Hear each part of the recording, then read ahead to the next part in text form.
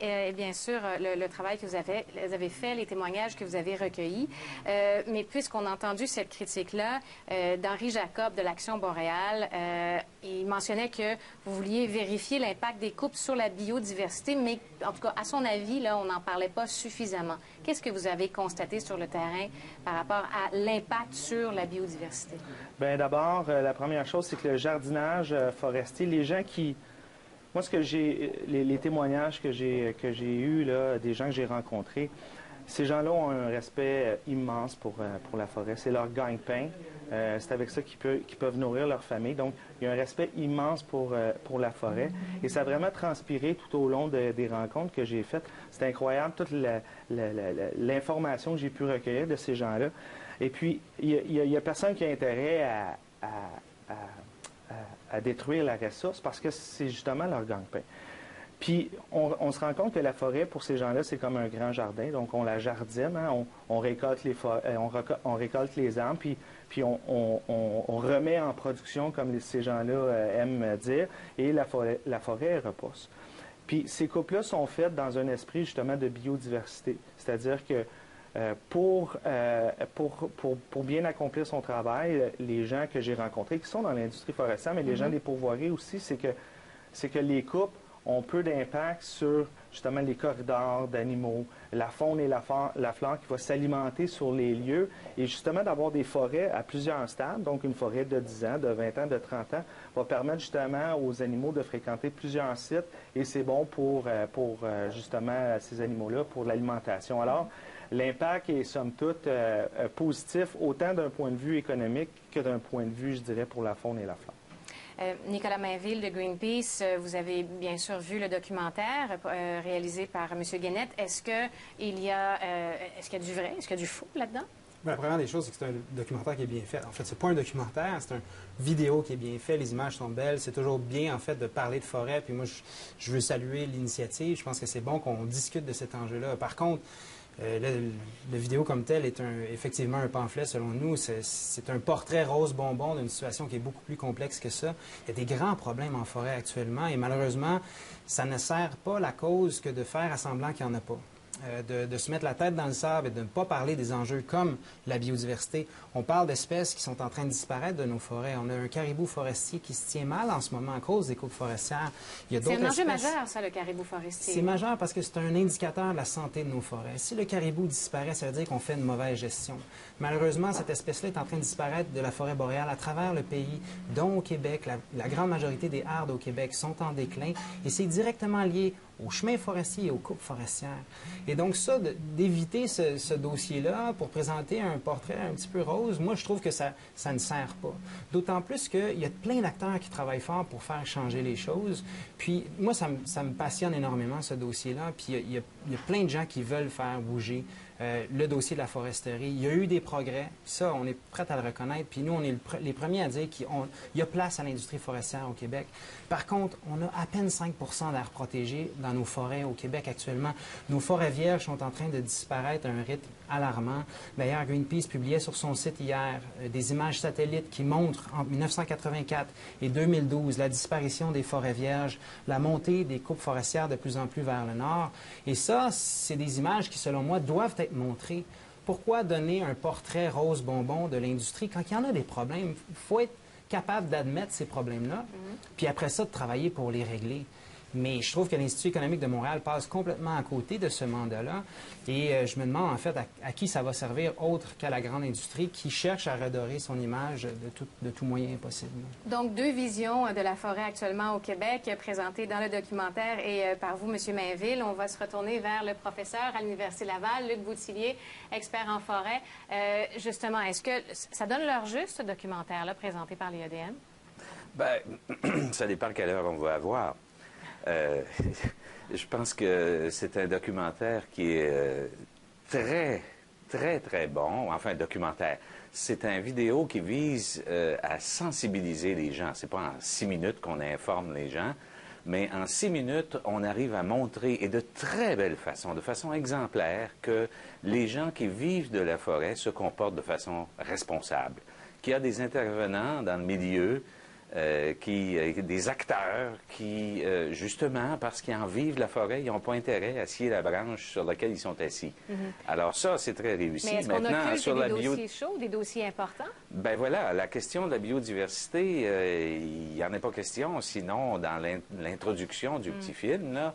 Et la question que ça pose, c'est est-ce qu'une forêt jardinée, est-ce que la forêt de deuxième venue qui succède à la forêt qui a été récoltée a les mêmes attributs et parvient à préserver la biodiversité? Et là, on ne peut pas répondre à cette question-là. C'est une énorme question de recherche. Ce qu'on sait, c'est qu'on s'est beaucoup amélioré dans les 15 dernières années. Maintenant, est-ce que cette forêt de deuxième venue parvient à préserver la biodiversité d'une façon aussi efficace, sinon similaire à la vieille forêt qui a été récoltée? Et ça, c'est une question de recherche. Bien, on a entendu un peu plus tôt un petit extrait d'une entrevue que j'ai faite avec Henri Jacob d'Action Boréale. Il dit où la forêt se régénère, oui, mais à quelle vitesse? Qu'est-ce qui revient ensuite? On peut couper et replanter, mais il repousse pas nécessairement ce que l'on souhaite voir. Et ensuite, il y a toute une gestion. C'est très compliqué, finalement, la régénération de la forêt. Bien, effectivement, c'est compliqué et c'est encore plus compliqué quand on se rapproche des grands centres. Là, la forêt, si on trouve que la forêt boréale, c'est compliqué, la forêt feuillue, ça l'est encore plus, et c'est la grande oubliée dans tous nos débats. Cela dit, pour le territoire qui a fait l'objet de ce petit vidéo, ben, je pense qu'effectivement, la forêt se porte relativement bien, en ce sens que elle revient bien, il y a une bonne régénération. On peut espérer que dans 50, 60 ans, on va avoir beaucoup plus d'arbres à récolter qu'on en a actuellement. Le problème, c'est entre-temps, parce que, comme M. Mainville l'a bien dit, là, si notre réserve de bois, c'est les derniers massifs de vieilles forêts, il n'y en a pas beaucoup. Donc, c'est un peu hasardeux de faire reposer l'avenir de l'industrie sur ces vieilles forêts. Et deux, comme il n'y en a pas beaucoup, ben, l'aspect unique prend une valeur qui, là, devrait enrichir le débat sur qu'est-ce qu'on fait. Est-ce qu'on récolte toutes ces forêts ou si on ne devrait pas, justement, en préserver un peu plus parce que ça devient quelque chose de très rare? Monsieur Guénette, vous avez réalisé le documentaire pour, justement, vous étiez tanné d'un discours alarmiste, c'est ça? Vous vouliez... C'est une forme de tape dans le dos de ceux qui travaillent sur le terrain et qui ont à cœur la forêt. Bien, Parce qu'on se demande pourquoi l'IEDM vient s'immiscer dans le débat, pourquoi vous faites ce documentaire. D'abord, c'est notre rôle de discuter de politique publique, de ressources naturelles, et on prend un grand plaisir et une grande fierté de discuter de ces enjeux-là à travers soit des vidéos ou des rapports ou encore des chroniques, des entrevues. Donc, c'est vraiment notre rôle de participer au débat public. Concernant la forêt, on est chanceux au Québec d'avoir une aussi belle puis une aussi grande forêt. Moi, là, j'ai été vraiment émerveillé quand je suis arrivé sur le territoire de voir ces grands espaces-là. On parle toujours de ressources renouvelables puis de développement durable. Bien, on a dans notre cours au Québec un bon exemple de ce que c'est vraiment le développement durable et une ressource renouvelable. Ce sont les arbres, c'est notre forêt. Moi, je suis allé visiter une forêt qui a été coupée. À l'époque, on coupait beaucoup le long des cours d'eau, parce qu'on mettait les arbres dans les rivières, puis on descendait ça, puis on dravait ça. Moi, je suis allé voir une forêt qui a été coupée il y a 70 ans, et c'est une forêt mature, magnifique. Et pourtant, si j'avais été là 70 ans avant, ça aurait été un grand champ dévasté. C'est ça la grande beauté de notre forêt, c'est qu'elle repousse bien. Puis les gens qui travaillent là-dedans, c'est ce que j'ai voulu montrer avec ce documentaire-là, c'est que les gens qui travaillent là-dedans, c'est des gens qui l'aiment 100 fois plus que moi, cette forêt-là, parce que c'est leur gagne-pain, c'est leur famille. Le président, si je peux terminer avec ça, sur ce point-là, le président de la ZEC de Rivière-au-Rat a travaillé pendant 40 ans en forêt. Il a commencé sa carrière où son grand-père avait fait ses dernières coupes et ses petits-enfants vont là où lui a arrêté de travailler. Fait qu'on voit vraiment là, que c'est une roue qui tourne, c'est un cycle et on est chanceux de pouvoir compter sur cette industrie-là, sur cette ressource-là au Québec. Un documentaire, habituellement, c'est quelque chose qu'on visionne qui veut sensibiliser la population. Il y a un problème qui prend de l'ampleur, on cherche à dénoncer la situation. C'est ce que l'erreur boréale a voulu faire il y a environ 15 ans.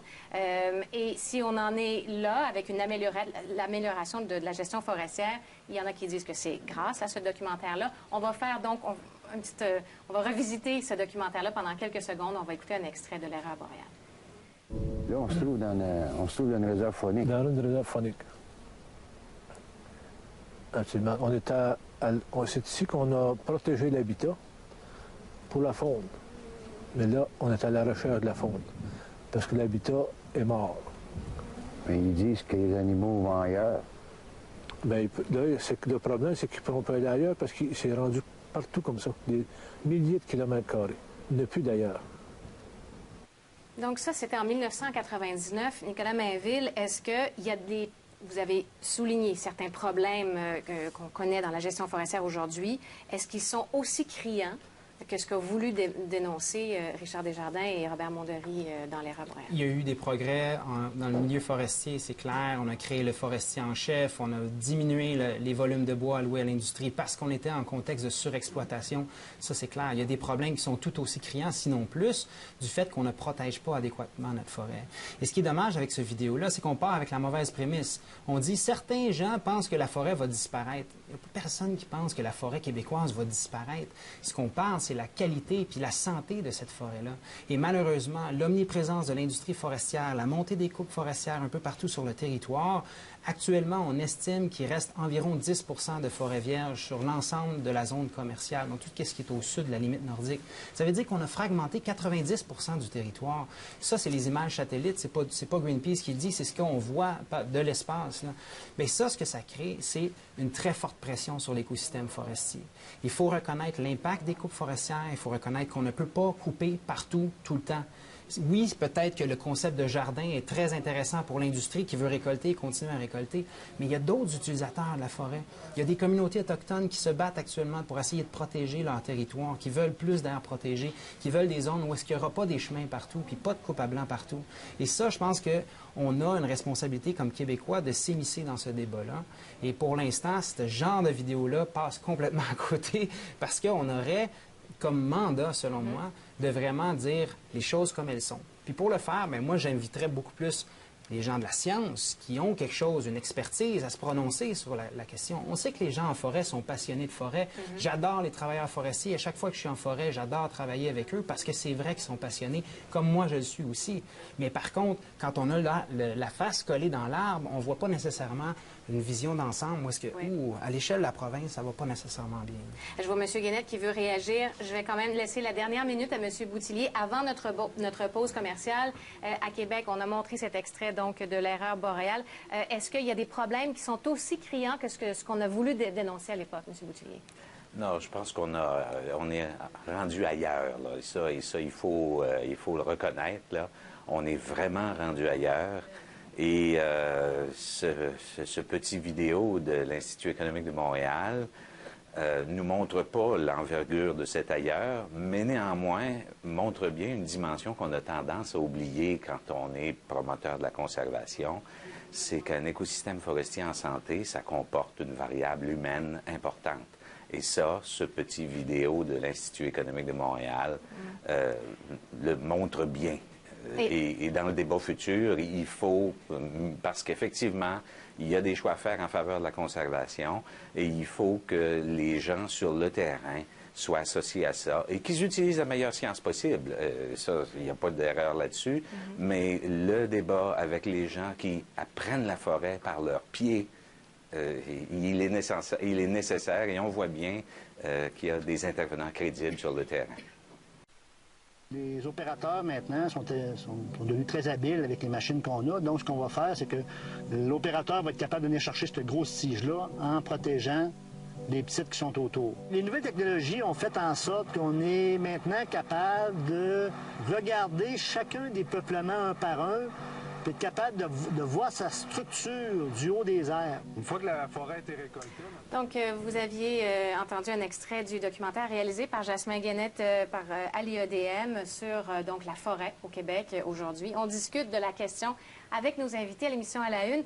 Et je vais commencer tout de suite avec vous, Nicolas Mainville, parce que vous avez souligné quand même des problèmes importants et des solutions. Quelles seront les solutions? On devrait s'attarder à quoi au cours des prochains mois, des prochaines années au Québec? Il y en a des tonnes de solutions. Pour le lac Saint-Jean, puisque c'est la région qu'on adresse dans ce vidéo-là, c'est clair qu'il y a une urgence, il faut créer des aires protégées. Il y a une carence majeure en aires protégées, donc on doit, et nous on a identifié un secteur qu'on appelle les Montagnes Blanches, un secteur qui est la pouponnière du caribou forestier, c'est dans le nord du lac Saint-Jean.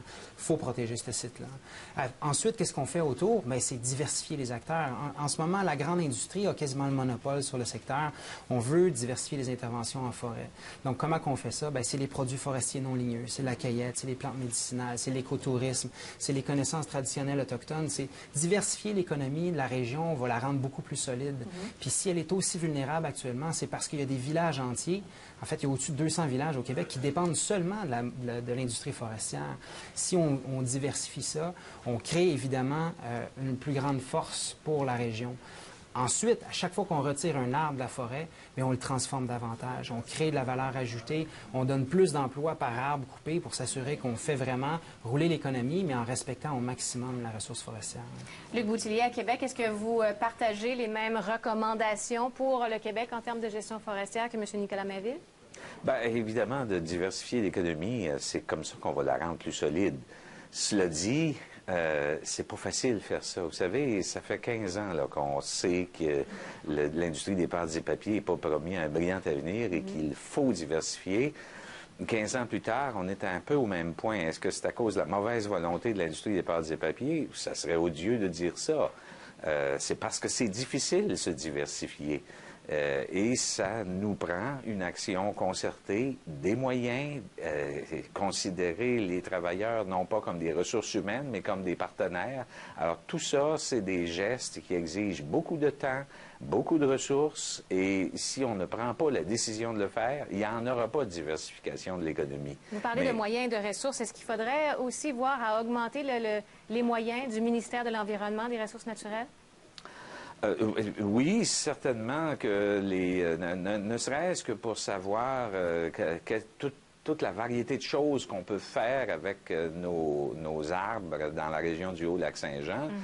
Évidemment qu'on pourrait profiter de certains programmes, mais je pense surtout qu'il faut trouver des filières économiques. Donc là, c'est plus de la prospection de marché et se rendre compte que, oui, les produits non ligneux, c'est extrêmement intéressant, mais pour le moment, toutes les expériences concrètes qu'on a, ça ne génère pas des emplois et des revenus de la même qualité que l'industrie forestière conventionnelle. Eh bien, je vais maintenant me tourner vers Jasmin Guénette. On ferme la boucle avec vous puisque c'est votre documentaire. On partait avec ça.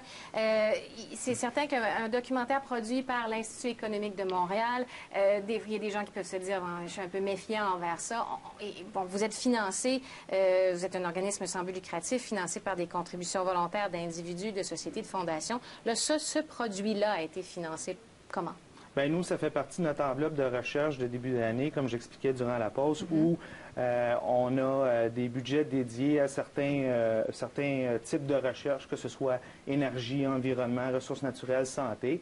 Et puis après, bien, on alloue les enveloppes comme ça. Mais est-ce que ça peut venir, par exemple, directement de l'industrie forestière qui bien, nous, on ne fait pas d'études commanditées. Ce documentaire-là, il est parti d'une idée comme ça, au coin d'une table, ensemble, où on a eu l'idée, parce que comment en parler de la forêt? La meilleure façon, c'est de la montrer. Il y a des dossiers où on peut creuser, aller chercher des données sur Internet, puis lire nos bouquins. La forêt, pour en parler, je pense qu'il faut y aller, il faut la montrer. Et puis, il n'y avait pas un meilleur moyen de discuter de cette forêt-là, je pense, qu'à travers les vidéos et les images que j'ai rapportées. Eh bien, merci. Elles sont très, très belles à ce sujet-là. Merci, M. Guénette, M. Mainville, M. Boutillier à Québec. Merci beaucoup.